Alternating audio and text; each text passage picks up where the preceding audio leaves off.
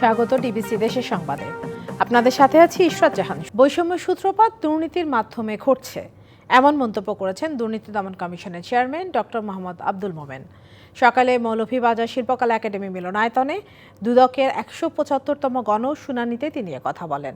দুদক chairman বলেন যে বিশাল পরিবর্তন ঘটেছে, সেই পরিবর্তনটা ছিল একটা বৈষম্যমূলক সমাজের বিরুদ্ধে। দুর্নীতি বৈষম্যের সৃষ্টি করে, কাজেই এই দুর্নীতি যতটুকু কমিয়ে আনা যায় বৈষম্য তত কমে আসবে। জেলার বিভিন্ন অফিসে মাসে একবার সেবা গ্রহীতাদের নিয়ে গণশুনানি আয়োজনের তাগিদ দেন দুদক চেয়ারম্যান। এতে অনেক সমস্যার সমাধান হবে বলে মনে করেন তিনি।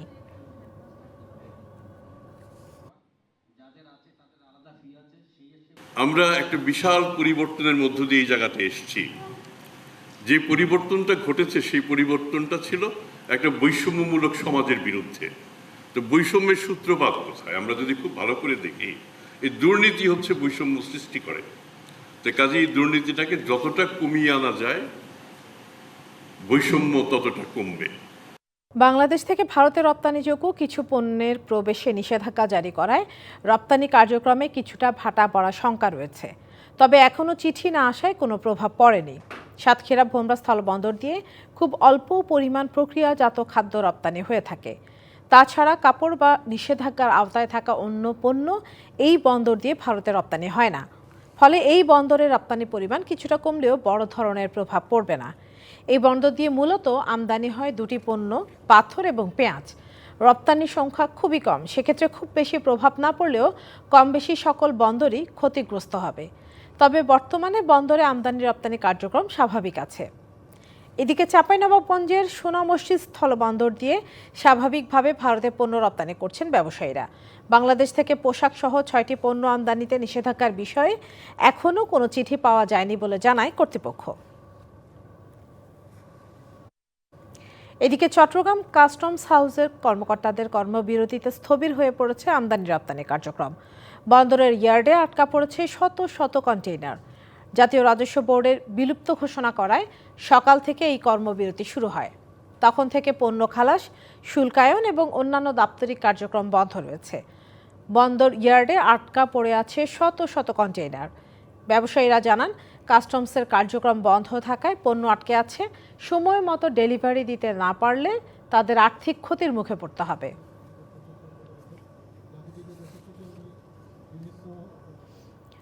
সোমবার দুপুর ১২টার মধ্যে সংঘর্ষ ও শিক্ষক ক্লান্তিতে দোষীদের বিচারিক কার্যক্রম শেষ না হলে সব প্রশাসনিক কার্যক্রম বন্ধের ঘোষণা দিয়েছে কুয়েটের শিক্ষক সমিতি।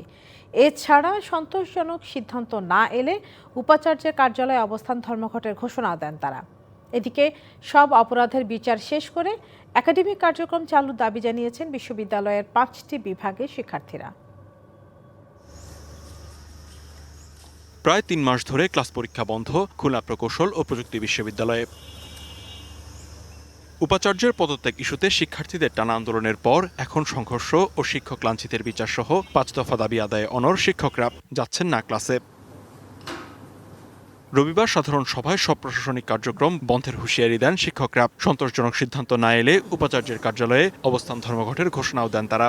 ক্লাস বর্জনের পাশাপাশি বিশ্ববিদ্যালয় প্রশাসনকে প্রশাসনিক কাজে সহযোগিতা থেকেও শিক্ষকবৃন্দ বিরত থাকবে। উল্লেখিত সময়ের মধ্যে দাবি অনুযায়ী উপযুক্ত ব্যবস্থা গ্রহণ করে শিক্ষার পরিবেশ তৈরি করতে না পারলে আগামীকাল দুপুর ১২ ঘটিকায় শিক্ষকবৃন্দ ভাইস চ্যান্সেলর মহোদয়ের কার্যালয়ে অবস্থান কর্মসূচি পালন করবে। এদিকে শিক্ষকদের সাইবার বুলিং এর প্রতিবাদে প্রশাসনিক ভবনের সামনে মানববন্ধন করেছেন সিইসি বিভাগের সাবেক শিক্ষার্থী, কর্মকর্তা ও কর্মচারীরা। আর সব অপরাধের বিচার দ্রুত শেষ করে একাডেমিক কার্যক্রম চালুর আবেদন করেছেন বিশ্ববিদ্যালয়ের ৫ বিভাগের শিক্ষার্থীরা। আমরা সকল শিক্ষকদের কাছে ক্ষমা প্রার্থী এবং তদন্ত সাপেক্ষে দোষীদের বিচার আমাদের বিশ্ববিদ্যালয় প্রশাসনের দ্বারাই হোক, এটাই আমরা চাই। আমরা যেন অতি দ্রুত একাডেমিক কার্যক্রমে ফিরতে পারি, সেই আশাবাদ আমরা ব্যক্ত করছি। দ্রুতই কুয়েটের সব সমস্যার সমাধান হবে, শুরু হবে ক্লাস পরীক্ষা, এমন প্রত্যাশা শিক্ষক শিক্ষার্থীদের। DBC news desk. ঢাকা বিশ্ববিদ্যালয়ের শিক্ষার্থী ও ছাত্রদল নেতা শাহরিয়ার আলম শাম্য হত্যা মামলার তদন্তে গাফিলতি, জড়িতদের গ্রেপ্তার ও নিরাপদ ক্যাম্পাসের দাবিতে নাটোর ও সিরাজগঞ্জে প্রতিবাদ সমাবেশ হয়েছে। বেলা ১১টায় নাটোর নবাব সিরাজউদ্দৌলা সরকারি কলেজ প্রাঙ্গণ থেকে বিক্ষোভ মিছিলটি বড়গাছা বড় মোড় হয়ে আবারও কলেজে গিয়ে সমাবেশ হয়। এ সময় বক্তারা মূল আসামিকে দ্রুত আটকের দাবি জানান। সিরাজগঞ্জ সরকারি কলেজ ক্যাম্পাসে প্রতিবাদ সমাবেশে বক্তারা বলেন, ফ্যাসিস্ট মুক্ত বাংলাদেশে সাম্যকে নির্মমভাবে হত্যা করা হয়েছে, অথচ এখনও হত্যায় জড়িত ঘাতক গ্রেপ্তার হয়নি। অতি দ্রুত আসামিকে গ্রেপ্তার করে দ্রুত সুষ্ঠু বিচার নিশ্চিতের দাবি জানান তারা।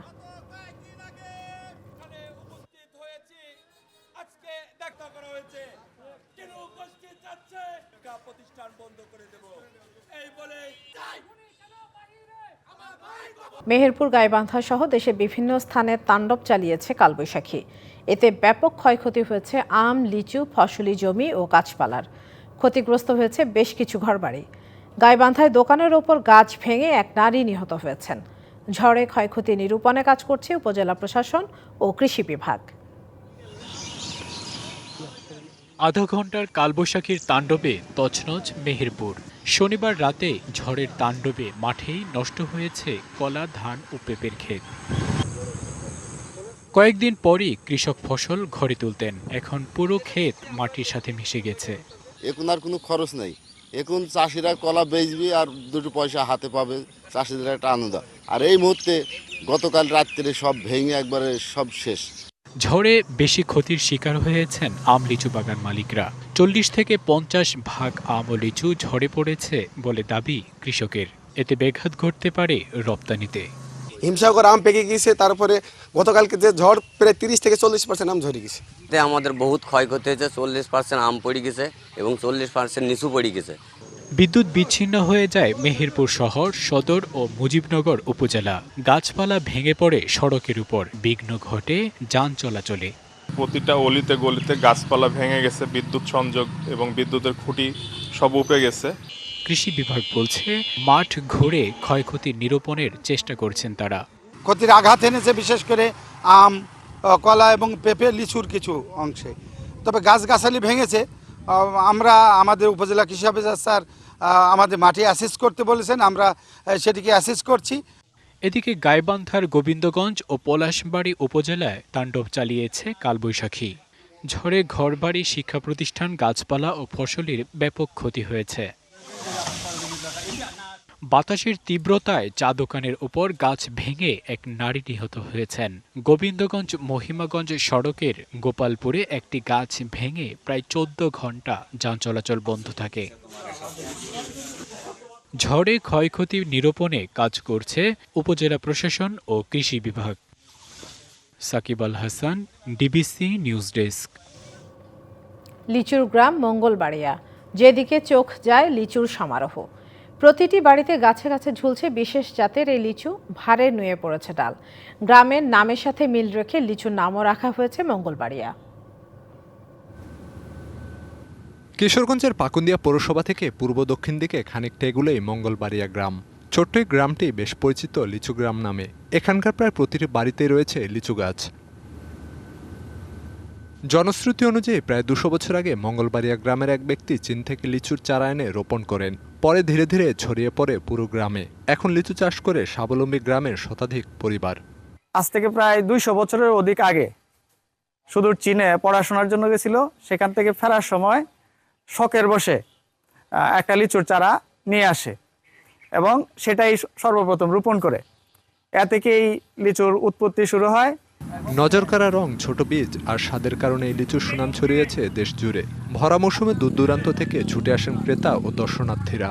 অনেকে বাগান থেকেই নেন লিচুর স্বাদ। এখন আসলাম, ঘুরে ঘুরে দেখতেছি, এখন কিনে নিয়ে যাবো আর কি।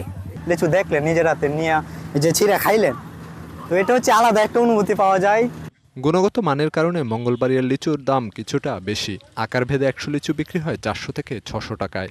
অন্যান্য লিচু থেকে এ লিচুর পার্থক্য হচ্ছে এখানকার গুণগত মান, কৃষকের যেই পরিচর্যা। লাভবান হয় পুরো উপজেলাতে এখন মঙ্গলবাড়িয়া লিচুর চাষ বাড়ছে। এজন্য কৃষকদের সহযোগিতা দিচ্ছে কৃষি বিভাগ। মৌসুমের শুরুতেই এখানকার কৃষকদেরকে নিয়ে বসে মিটিং করে তারা কিভাবে লিচু পরিচর্যা করবে এবং প্রথম থেকে শেষ পর্যন্ত তারা কি কি কাজ করবে সেটা আমরা লিফলেট আকারে প্রত্যেকটা কৃষকের কাছে পৌঁছে দিয়েছি। এবছর উপজেলায় 10 কোটি টাকা লিচু বিক্রির আশা করা হচ্ছে। DBC news desk. কোরবানির ঈদে বিক্রির জন্য সিরাজগঞ্জের বিভিন্ন খামারে প্রস্তুত করা হচ্ছে নানা জাতের পশু। প্রাকৃতিক উপায়ে মোটা তাজা করছেন খামারিরা। ভারত থেকে অবৈধভাবে গরু না আনলে ভালো দাম পাবার আশা করছেন তারা। ঈদুল আজহা সামনে রেখে ব্যস্ত সময় কাটছে সিরাজগঞ্জের ছোট বড় সব খামারির। এবারও বেলকুচি, শাহজাদপুর, উল্লাপাড়া ও সদর উপজেলায় মোটাতাজা করা হচ্ছে বিভিন্ন জাতের গরু। ছাগল, মহিষ, ভেড়াও লালন পালন করছেন অনেকে। খাওয়ানো হচ্ছে সবুজ ঘাস, খড়, ভুসি, ভাত, খৈলসহ নানা খাদ্য। সবুজ ঘাস, সাইলেন্স এগুলো খাওয়াই, গুঁড়ো ভুসি, আরও দানা খৈল ভুসি আছে, এগুলো আছে। আমরা গরুকে সাইলেন্স এবং খেয়ার ভুসি, দানাদার খাদ্য খাওয়ানোর মাধ্যমে মোটাতাজা করে থাকি। আমাদের গরু খুবই ভালো মানের গরু। তবে গোখাদ্যের দাম বেশি হওয়ায় কিছুটা ক্ষতিগ্রস্ত খামারিরা। তারপরও ভারত থেকে অবৈধভাবে গরু আসা বন্ধ করা গেলে এবার ভালো দামের আশায় তারা। খাদ্যর দাম তো বহুত, তাতে এখন দাম পাওয়াটাই মুশকিল।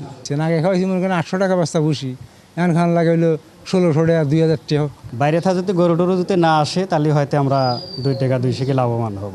পশু মোটাতাজা করতে খামারিদের প্রশিক্ষণ সহ নানা পরামর্শ দিচ্ছে প্রাণী সম্পদ বিভাগ। খাবারের যে সোর্স, ন্যাচারাল সোর্সগুলোকে আমরা ব্যবহার করতে যেতেছি, বিশেষ করে শাহজাদপুরে বাছানা লাগালে হতো, এগুলো ন্যাচারাল সোর্সের মাধ্যমে এরা খাবার খেলে গরুগুলো মানে ভালো থাকে এবং অসুখ বিসুখ কম হয় আর কি। এই ব্যাপারে আমরা উদ্বুদ্ধ করতেছি।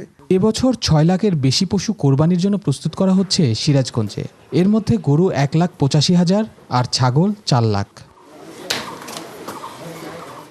খালিদ হৃদয়, ডিবিসি নিউজ, সিরাজগঞ্জ। নারায়ণগঞ্জে সাংবাদিক জিসানের বিরুদ্ধে হয়রানিমূলক মামলা প্রত্যাহার ও মুক্তির দাবিতে মানববন্ধন কর্মসূচি পালিত হয়েছে। সকালে নারায়ণগঞ্জে সাংবাদিকদের ব্যানারে শহরের চাষাড়ায় কেন্দ্রীয় শহীদ মিনারে মানববন্ধন হয়। বক্তারা বলেন, জুলাই অভ্যুত্থানের আগে যেভাবে গায়েবী মিথ্যা মামলা দেওয়া হতো, এখনও সাংবাদিকদের বিরুদ্ধে মিথ্যা মামলা দিয়ে হয়রানি করা হচ্ছে।